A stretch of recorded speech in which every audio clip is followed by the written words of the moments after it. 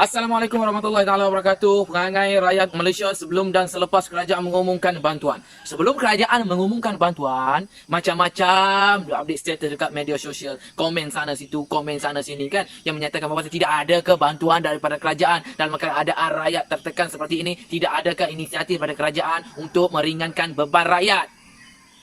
Kerajaan perlu bantu rakyat. Kerajaan mesti bertindak pantas demi menjaga kebajikan rakyat yang terkesan dengan pandemik COVID-19 dan arahan kawalan pergerakan. Jadi kerajaan mesti tegas, mesti pantas, mesti terus dalam menjalankan dan melaksanakan tanggungjawab sebagai kerajaan.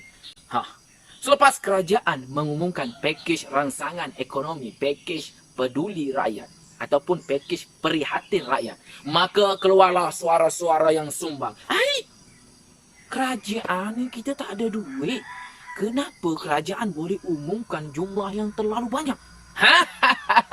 Sebelum kau nak minta duit daripada kerajaan atau bantuan daripada kerajaan, kau pernah tanya ke kerajaan ni ada duit ataupun tidak? Engkau ni pandai bersuara saja, minta itu, minta ini. Kau tak tanya pun benda itu ada ataupun tidak. Apabila kerajaan dah umumkan bantuan kepada rakyat, baru kau tanya dari mana kerajaan dapat duit. Susah sangatlah kau ni. Memang complicated lah perangai macam ni. Orang buat yang betul pun salah, yang salah sama telah. Bantuan ini kena masuk dalam parlimen, kena dibahaskan di dalam parlimen kerana kita nak tengok tak ini telus ataupun tidak. Sempat lagi kau nak ajak semua ahli parlimen masuk dalam Dewan Rakyat untuk berbincang dan membahaskan bantuan yang diumumkan oleh kerajaan. Entah-entah ahli parlimen diserang COVID-19. Satu dewan tu kena. Mampus! Aku nak bagi satu contoh lah kau. Rakyat biasa, masyarakat akan minta dengan Tok Pengulu. Tok Pengulu akan minta dengan AJK bahagian. AJK bahagian akan minta dengan ketua bahagian. Ketua bahagian akan minta dengan menteri. Menteri akan minta dengan Perdana Menteri. Perdana Menteri nak minta dengan siapa? Kau pernah tanya tak? Perdana Menteri nak minta dengan siapa? Kau pernah tanya tak?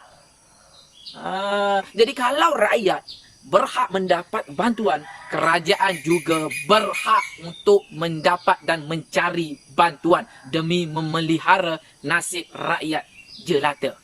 Ayah kita sendiri pun kita tak tanya ayah dapat duit daripada mana. Tapi apa yang kita nak itu, nak ini, nak handphone, nak top up, macam-macam kita minta.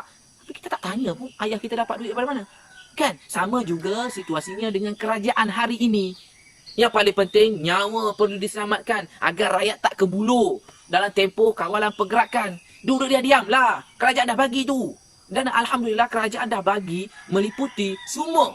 B40 pun dapat, F40 pun dapat. Jadi kalau yang tercicit lagi tu, insya-Allah kerajaan akan bantu lagi. Kerana kerajaan duk cari lagi inisiatif ataupun cara-cara bagi menyelesaikan masalah. Kita kena sabar, insya-Allah. Berbeza dengan negara-negara lain.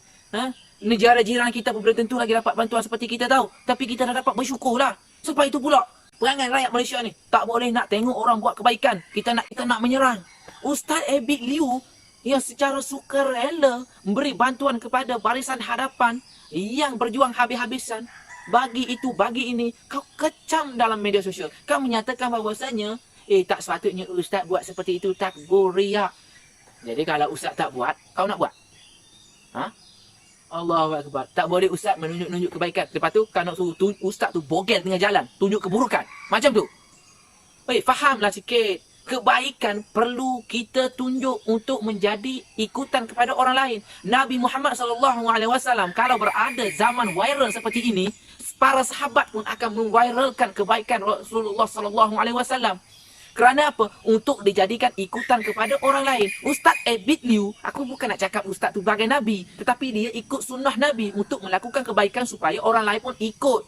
Baru kita terfikir, wow, macam ni je, boleh juga aku bagi bantuan ikut kepada apa yang aku ada. Jadi Ustaz Abid Liu ni ada duit, ada harta. Jadi apa salahnya untuk dia menyumbangkan hartanya untuk kepentingan kita bersama. Apabila pegawai polis sihat tubuh badan, cukup makan, selamatlah kita. Jaga itu, jaga ini. Kan? Allahu Akbar.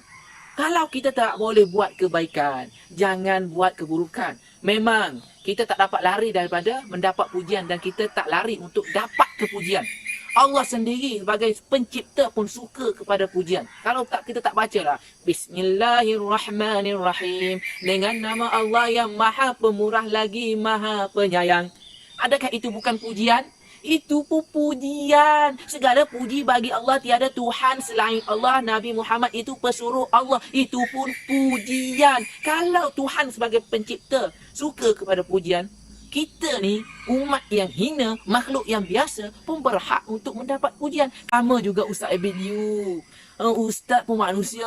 Dia buat kebaikan ini untuk dapatkan kepujian. Kepujian daripada siapa? Kepujian daripada makhluk. Kepujian daripada Allah Subhanahu Wa Taala. Agar makhluk mendoakan kepada dia dan Allah meredakan setiap apa yang dia lakukan. Kalau kita tak boleh nak buat kebaikan, jangan kita buat keburukan.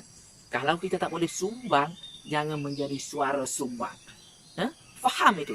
Dan kerajaan pun dah umumkan bahawasanya NGO tak boleh bagi bantuan sewenang-wenangnya. Kenapa? Kerajaan sekarang ini nak memastikan kawalan pergerakan diikut secara tuntas. Bukannya kerajaan nak halang anda untuk buat kebaikan.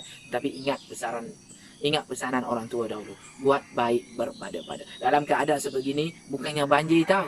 Ini adalah wabak pandemik yang berbahaya. Kalau kita keluar situ, keluar sini, pergerakan kita bebas dan ada juga setengah manusia yang menggunakan atas nama bantuan untuk keluar jalan-jalan ataupun bebas ke mana-mana. Nak pergi mana? Nak bagi salur bantuan. Nak pergi mana? Nak bagi bantuan. Jadi ini menyulitkan tugas barisan hadapan kita, iaitu polis, tentera dan sebagainya untuk membuat kawalan. Kalau masing-masing nak keluar bagi bantuan, orang itu sentuh ini, akhirnya virus pandemik ini tersebar dan tidak boleh ditekan. Jadi rakyat kena faham. Jadi kepada yang tak faham tu, minta faham lah. Ya. Assalamualaikum warahmatullahi taala wabarakatuh. Apa tak? InsyaAllah.